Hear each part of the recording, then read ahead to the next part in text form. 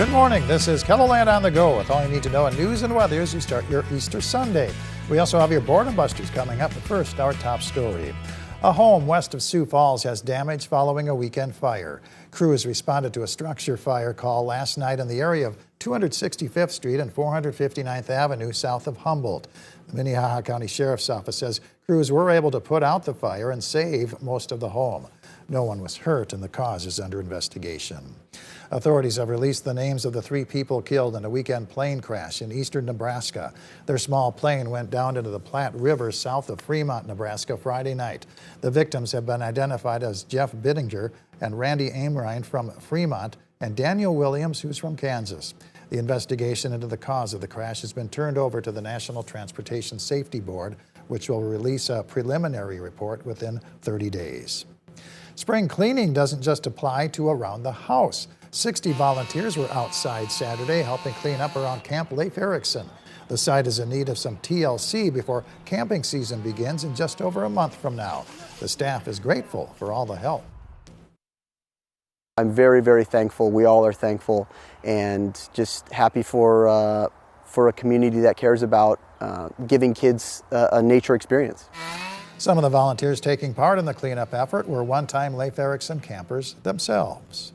Some extra lighting illuminated the dome of the South Dakota Capitol and Pier this weekend. 2 spotlights shine from the dome Friday night to symbolize the 2 lanterns that hung in Boston's North Church 250 years ago that signaled that British troops were on the way, leading to the start of the Revolutionary War.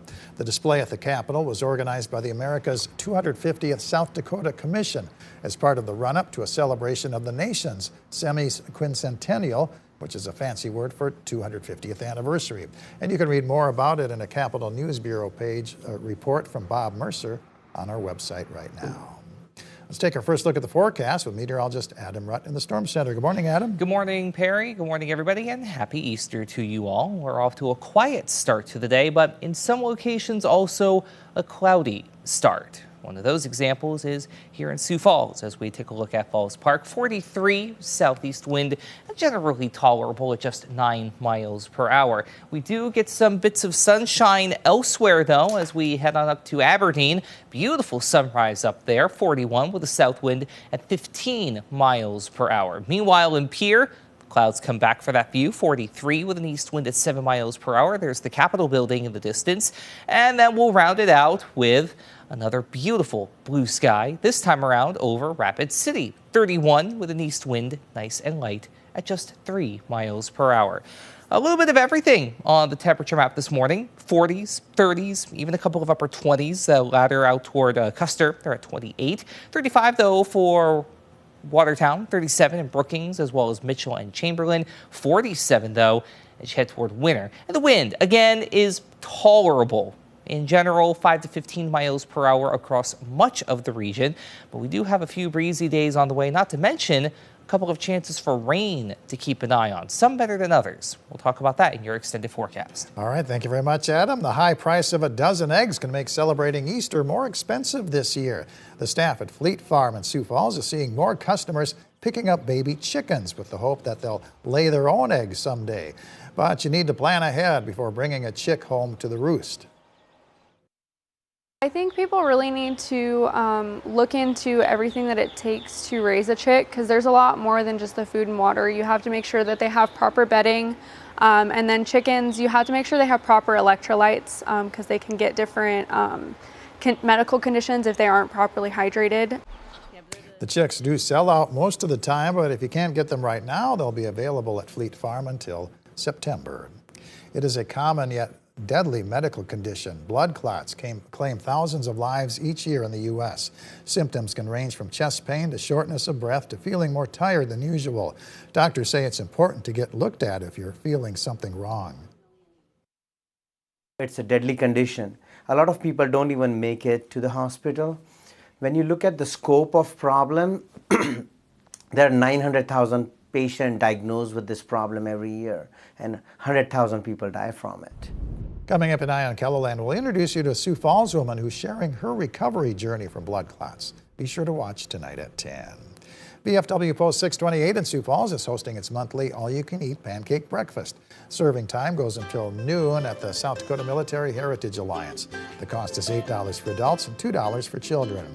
Sit down with your family and enjoy an Easter brunch at several Sioux Falls restaurants. They include all 6 Hy-Vee locations, Minerva's located downtown, the Blue Rock Bar and Grill at the Sanford Sports Complex, and the Holiday Inn City Center.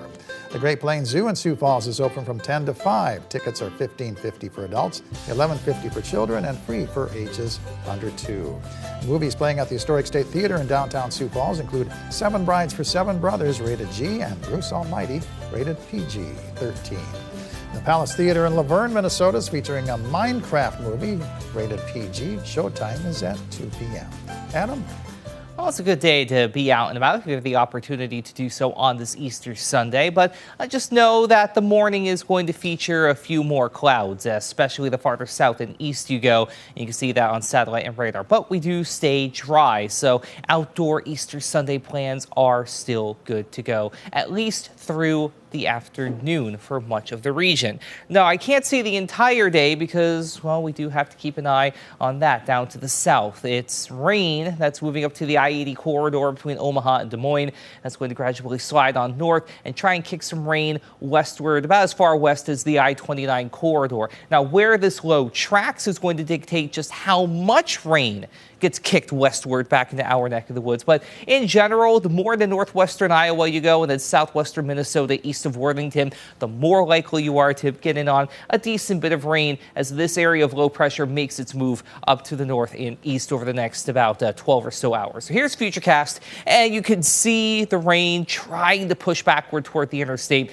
If we do get that to track farther to the west, we'll increase rain opportunities in the evening for the Sioux Falls area, even out toward Yankton and Vermilion. Otherwise, it's a mainly dry morning and afternoon. Could even see a couple of showers of an isolated variety, maybe hear a rumble of thunder between Spearfish, Belfouche up into Buffalo with a cold front that's going to kind of fall apart by the time it heads eastward. Monday, though, is another opportunity for rain that we're going to be keeping an eye on. Scattered showers and thunderstorms develop out west and then push eastward as we head overnight into your early morning hours on Tuesday.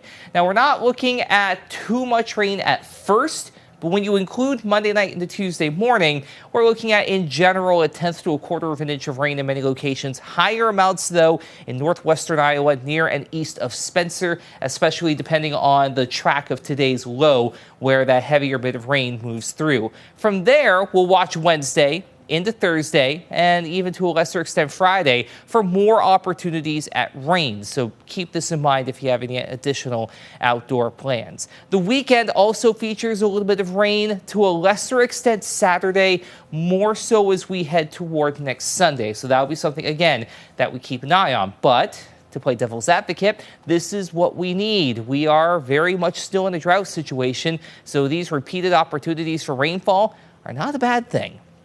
Today, though, 60s for much of the region, but where cloud cover is more prevalent, temperatures will be stuck mainly in the 50s. Still, not all that bad overall. Showers are possible of a scattered variety near and east of I-29 in southeastern KELOLAND as we go into the night.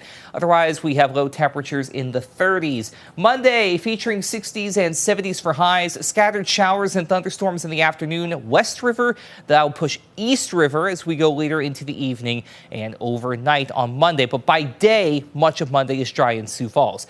Can't say the same later in the week, with better chances for rain on the way Thursday into Friday. Outside of today, it's above average on the thermometer with 60s and a few 70s for highs. In Aberdeen, mid to upper 60s from start to finish, and it's kind of a tale of two halves. The first half is pretty quiet outside of Monday night, with a chance for some showers and thunderstorms, but by Thursday, we bring in better chances for rain. In Pierre, 66 today, 70 with a few showers on Monday. A better chance for rain comes around for the second half of the week, especially Thursday with highs in the 60s. We'll stay in the 60s through Wednesday in Rapid City. This Easter Sunday shaping up to be quite nice, but then after that, it's basically a daily opportunity for some scattered showers. Some days, like Monday and Thursday, hold a better opportunity than others. Have a great Easter Sunday, everybody. For more on your local news, weather, and sports, you can always head on over to KELOLAND.com.